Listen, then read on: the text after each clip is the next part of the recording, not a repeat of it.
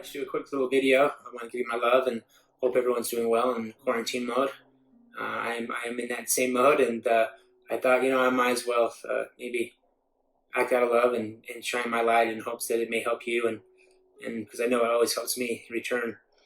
I often get the question asked after when people read the book, and people who know me is, man, dude, how did you get through all those difficulties? And first I'll respond it was God's will, but I had to choose to be an active participant in that. I had to choose. It was a choice. But I want to talk deeper about that in hopes that it helps you. There's a thought that I really like that says, are you living in your light or are you living in your darkness when dealing with difficulties? Because our fear is the shackles we allow ourselves to be bound by. And that's why my book is entitled We're All Paralyzed. Because we all have issues, conditions that can paralyze us. And it's often not the condition itself or the circumstance, it's always the way we handle it, how we choose to respond to it. And by paralyzing, it paralyzes our evolution of being better when we feel like we're paralyzed. I still have fear in my life. I'm not perfect by any stretch of the imagination. I still struggle with difficulties. One of my biggest fears in life is not thinking that I have access to the full joy in life that I so desperately want, because I let my circumstances, my fear get in the way. The problem with that is when I do, I allow my circumstances to control my optimism and dampen my light, which within, because my light within wants me to be so much more and be so much better than what I'm getting when I'm fearing life in general. So I learned a trick that works beautifully I wanted to share with you. Instead of fearing my circumstances, I embrace them.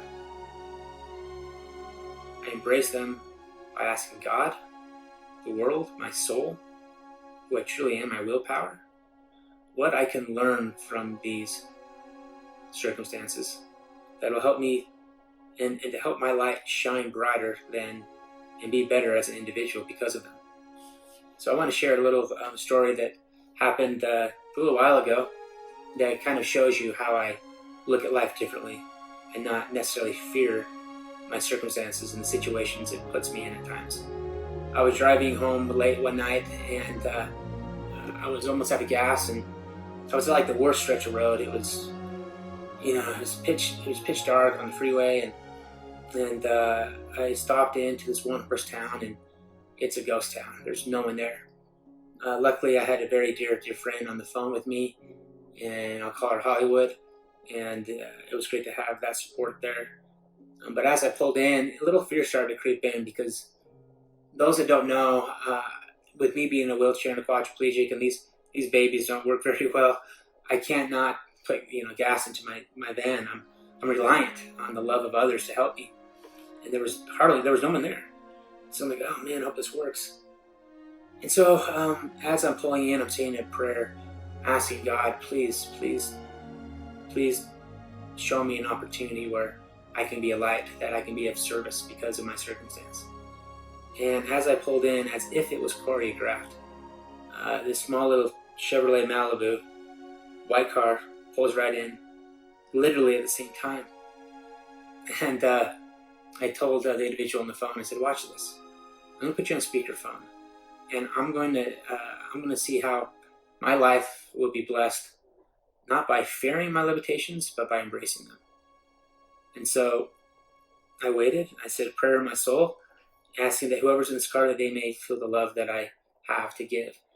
And this gentleman got out, and he was intimidating. He was a big country boy.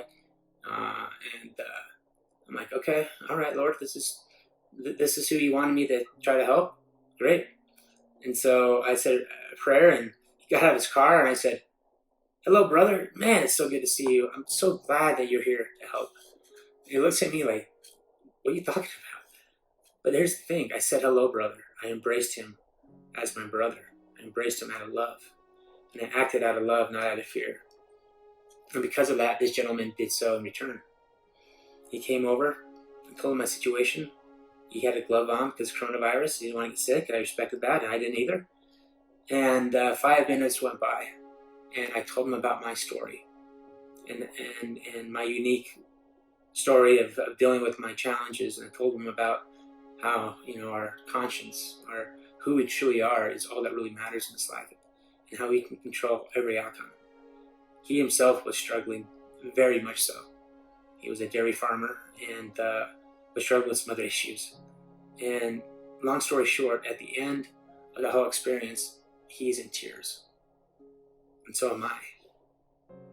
And he told me, he said, "Brandon, I will never forget this day until the day that I die." He said, "I'm so grateful that you were there to help me."